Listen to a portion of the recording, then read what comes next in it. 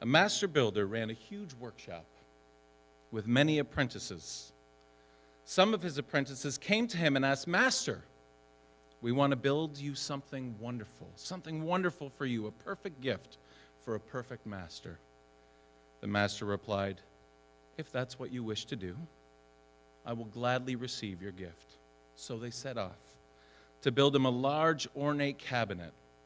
They had use of the master's own book to guide their build. The book was a collection of works that had been assembled by other apprentices years ago of all that their master had taught them. So the apprentices set to work, and they worked tirelessly for many days until they were ready to present their work to the master. They were so proud of what they had built, and they were certain it was a masterpiece without flaw. They had even filled the cabinet with things that they were certain that their master would like, certain books or scores of music and the like, their gifts to the master. The master builder arrived and inspected their work. "Beautiful," said the master. "Thank you so much for this incredible gift. It is exquisite." One bold apprentice stepped forward and said, "Thank you, master. We worked so hard and are so pleased to present you this perfect cabinet. We are so proud of it. It is without flaw." "Oh, my wonderful apprentice, it is incredible. Thank you for all your work. It is not without flaw, but I love it." The apprentices were surprised by this. Some were incredulous. "Master, we have inspected this cabinet thoroughly, and it is clear that it is just right." Some pulled out their levels and squares to show the master how perfectly it had been constructed. So the master reached into his robe and pulled out his own level and his own square and showed the workers that indeed there were corners out of square. There were shelves that were not level. In fact, the master's tools showed that the entire cabinet was crooked and leaned to one side. But the master remarked, "Thank you, my apprentices. I shall cherish this cabinet and all of the gifts that you have placed inside." "No, master," said the apprentices. "We don't know how, but we'd like the opportunity to improve this gift and make it more excellent. But we're not sure how to do that because our tools show us that this is perfect." "Go and seek out more apprentices," said the master, "and they will help you." So they went to the surrounding towns and made it known that they were looking for apprentices of the master to come and help. And the first group to arrive were apprentices from other lands and nations. "You are apprentices of the master builder?" "They are," said the master who had come to greet them. "Very well." They set about working on the cabinet. Sure enough, some of the tools of the foreign apprentices were able to show that some of the corners were not square and shelves were not level. They read from the master's book and noticed some things the first apprentices had not. They read certain instructions in a different way. From time to time, some of the original apprentices would come and inspect their work and offer instruction and correction. "That isn't level," they would say, with tools in hand. "That isn't square. That isn't supposed to look like that. Did you consult the master's book?" But eventually, after over many, many more weeks, they were ready to present the cabinet to the master. Some of the original apprentices were not as happy with this product. It didn't look as nice or as perfect to them as their masterpiece had. Many didn't like or understand the new gifts that these men had added inside the cabinet to please their master. "Oh, wonderful," declared the master. "Somehow it is even more beautiful than before.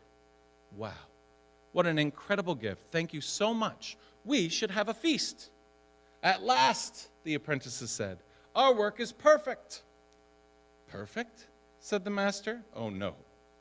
It is so beautiful and such a gift. I will receive it gladly, but it is not perfect." The apprentices furrowed their brows and exhaled loudly. Some of the apprentices that had listened to and learned from one another were able to show the master that indeed with their tools now, every part was square and level. Some workers' tools were now of no help. Those were the ones least pleased with this new offering. Again, the master removed his tools from his robe and again was able to show them that, although slightly improved, corners were off and the cabinet remained crooked. Again, the apprentices sought out help, and a new group arrived, a group of women who was known to the original builders. You are apprentices of the master?" "Yes, they are," said the master. Some apprentices seemed unable to even hear the master. They grabbed the book to show how only a man could read and understand the book well enough to offer leadership to this project and work on the cabinet itself. One of the new group was the wife of one of the original apprentices' husband. "Have you not come home every night and consulted me about this project? Did I not on many occasions help to provide you with insight that helped you with this build?" The apprentice had to admit that his wife was right and had indeed done as she said. The apprentices decided to allow the women to work on the cabinet. But some left the workshop, unwilling to be part of this project anymore. They set up their own workshops in other towns, some to great success. Others stayed, but their job became to provide a daily objection that even though the women could work on the cabinet, they disagreed with this choice. And they did not believe the women were gifted to do so. But the work continued, and the women set about reading the master's book to guide the project and using their tools to inspect and alter the cabinet, much more frequently needing to deal with the other apprentices trying to correct their work and disagreeing with how they read and understood the master's book. Some women had to work with constant questions about why they had no children and why they had never been married. Some women considered leaving, particularly when the men would seek them out when they were alone and make advances on them. Some were hurt and abused by the male apprentices, but told by the other men to forgive and continue the work. And after many, many, many more weeks, the cabinet was ready, and the women had added many, many more gifts inside the cabinet to please their master. When the master returned again, some apprentices were very disappointed with the cabinet, but the master beamed. He was astounded that the cabinet had become even more beautiful. "Thank you, thank you, thank you," exclaimed the master. "Now we can have a feast." "Finally," declared many of the workers, "a perfect gift for our perfect master." And yet again, they were disappointed to hear that perfection had not been reached. Those workers who had listened to and learned from one another were again able to show the master how everything was perfect using their tools. And yet again, although again closer, the master's tool still revealed the flaws. The next group to arrive were the women from other nations and cultures and towns. And when the master came to greet and confirm that they indeed were his apprentices, even more workers decided to leave the master's workshop and go set up their own. Many of the first group of women also seemed upset. And rather than warn these apprentices about the abuse they had suffered, many were glad that now the suffering might fall on the backs of these women. And it did. They worked on the cabinet while suffering scorn and shame and abuse from other apprentices. Their work was constantly questioned, as they saw things in the book of the apprentice that no other had seen. Their tools revealed flaws in the project that no other tool had revealed. Through so many more months they toiled, until again it was time for the master to come. The master looked at the cabinet and he wept. "There are tears finished into this cabinet," said the master. "I'm so sorry that you were hurt, that you were hindered when you were trying to just do the part of the work that only you could do. Thank you for all your hard work. This is the most beautiful cabinet I have ever seen. And the gifts that you have added both break and delight my heart." The master and some of the workers wept together in an embrace. All those workers who had listened to and learned from others, whose tools could show that this cabinet was square and level in every way, they joined the embrace. Others stood on the outside. Some were confused that the master loved this cabinet so much. It wasn't as good as the first one in their eyes. Their tools showed them that it was off in many ways. Some decided to leave dejectedly. They felt like their gifts had been overlooked. They could build beautiful things with their tools. People would come from far away to see them use their tools, to see the wonderful things they could build. They too left the master's workshop to go and establish their own. Yet others who stood watching the embrace were excited, Finally, they said, the work is complete. The master turned toward them and said, it is an incredible gift you have here. Come, let us have a feast. So, then it's perfect, they replied. No, said the father. It's good. It's beautiful. But it's not perfect. I have yet other apprentices for you to listen to and learn from. And so they came. Some of them called the master by different names, names the other workers had not heard before. They were kind and gentle workers who had a presence of peace about them. Some came with pages that weren't in the master builder's book, but had also been written by older apprentices in different tongues and languages. Some came with stories that revealed what their ancestors had learned from the apprentice. This was too much for some of the other apprentices. You serve another master, they said. Some came from tribes and people who had warred with each other. Some had been harmed by others. Many who refused to work with one another left the master's workshop. But many who remained listened to, and learned from these other apprentices as they set about altering the cabinet yet again. They ran into much difficulty when the pages from the new apprentices seemed to conflict with the pages in the master's book. But slowly and painstakingly, as they listened to and learned from one another, some of their tools began to yet again reveal new areas where improvements could be made. There was a beauty in these times, even through much debate.